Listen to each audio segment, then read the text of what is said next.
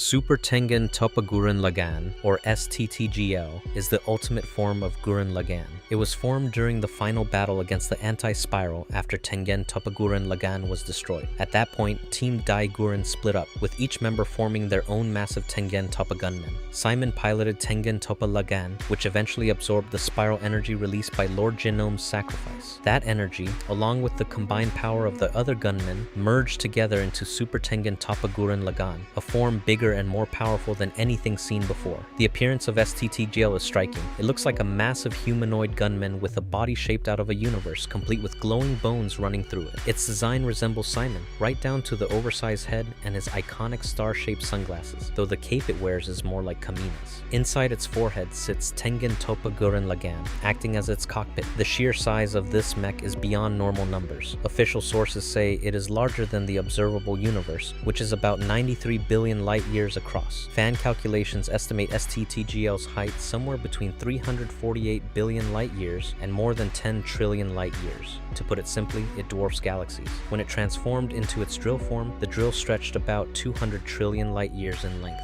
In terms of power, STTGL is fueled by spiral power on an infinite level. This happened because Simon tapped into every possible version of himself across all alternate realities, combining their will and energy into his body. That power was then shared with all members of Team Dai Gurenn, letting them summon gunmen that were each as strong as Tengen Toppa Gurenn Lagan itself. When they all merged, STTGL was born, standing as the embodiment of spiral power at its peak.